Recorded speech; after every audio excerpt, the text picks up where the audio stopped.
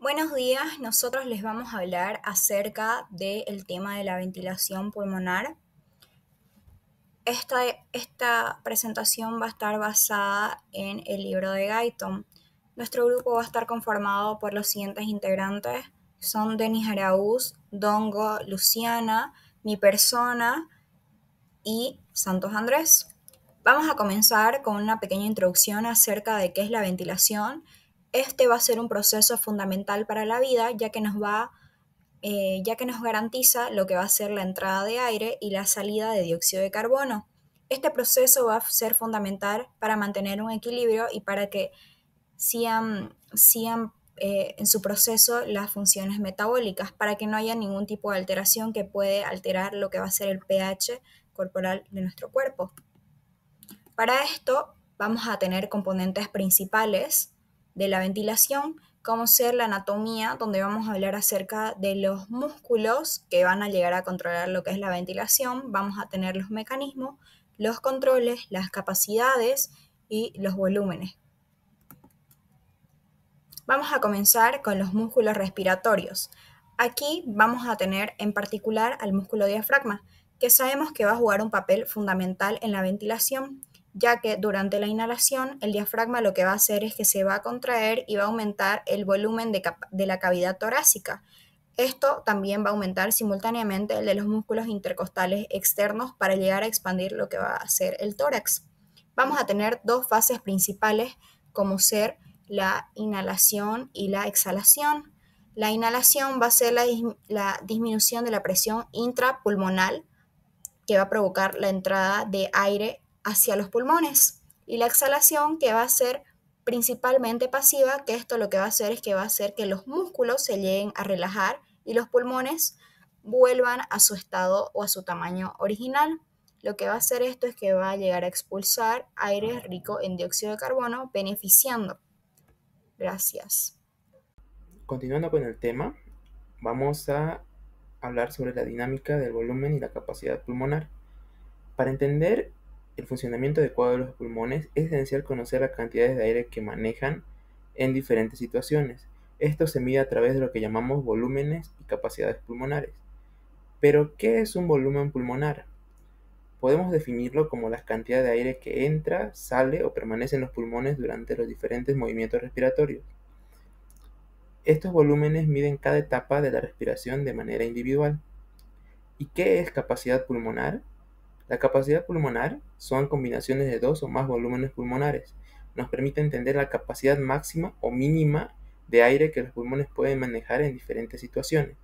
Ahora vamos a hablar de los principales volúmenes pulmonares, empezando por el volumen corriente. Este es el aire que entra y sale de los pulmones en cada respiración normal. En una persona adulta promedio equivale a unos 500 ml de aire. Después podemos seguir con el volumen de reserva inspiratoria, que es la cantidad de aire adicional que podemos inhalar después de una inspiración normal. Aproximadamente son 3000 ml en adultos.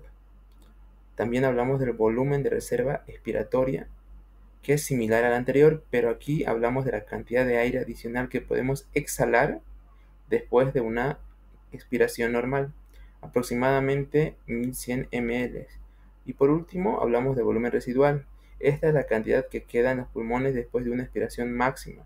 No se puede exhalar completamente y es necesario para que los pulmones no colapsen. El promedio es de 1200 ml.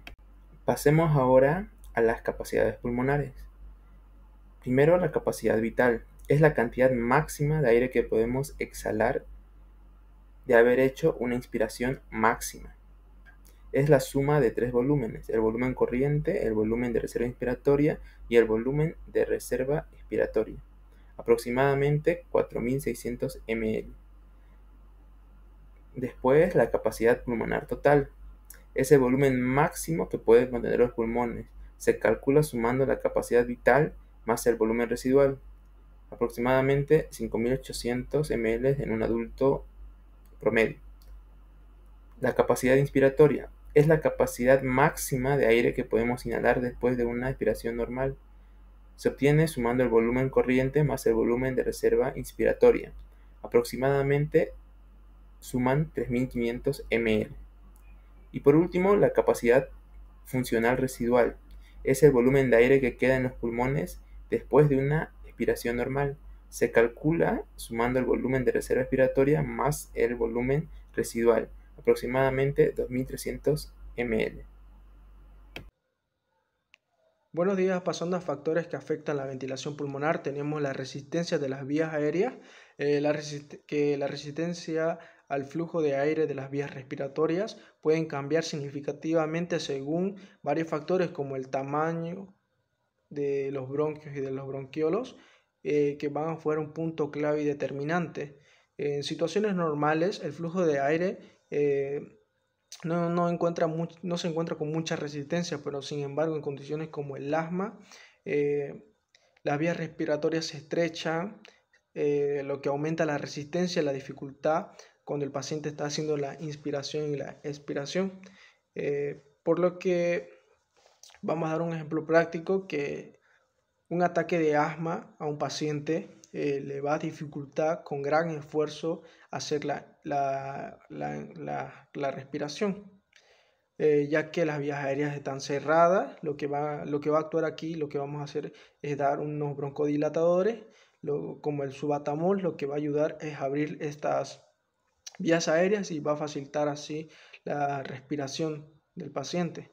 Pasando a la complacencia pulmonar, la complacencia mide la elasticidad de los pulmones y facilita así con la que los pulmones se expanden, se van a expandir fácilmente y se van a contraer fácilmente en condiciones normales. Los pulmones son altamente elásticos, pero en enfermedades como la fibrosis pulmonar reduce la complacencia, lo que va a dificultar así la respiración del paciente. Como un ejemplo práctico podemos compararlo con un globo nuevo. Un globo nuevo elástico se va a inflar fácilmente, mientras que un viejo globo y rígido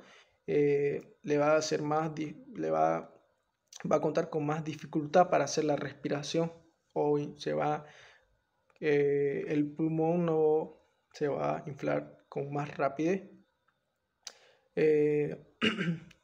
Va a requerir mucho más esfuerzo y no se va a inflar fácilmente.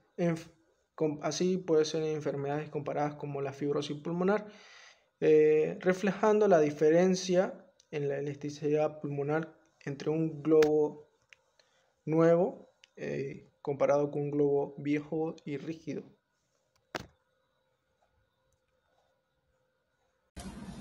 Buenos días, yo les voy a hablar acerca de la regulación de la ventilación, tanto la regulación neural y química. En cuanto al control neural de la respiración, podemos decir que el control de la respiración está centralizado en el bulbo raquídeo y la protuberancia del tronco encefálico, que aquí es donde se encuentran los centros respiratorios. Estos centros son los que van a enviar señales reguladores a los músculos respiratorios para mantener así un ritmo constante. Tenemos los quimiorreceptores centrales y periféricos. Estos detectan los niveles de dióxido de carbono y el pH en sangre. Cuando los niveles de dióxido de carbono aumentan, es decir, que hay una hipercapnia, lo que va a pasar es que el centro respiratorio incrementa la frecuencia respiratoria para eliminar así el exceso de dióxido de carbono. Un ejemplo práctico, podemos decir, cuando una persona sostiene la respiración durante mucho tiempo y el cuerpo reacciona aumentando así la necesidad de respirar. En cuanto a la regulación química, los niveles de dióxido de carbono son el principal estímulo que controla la ventilación.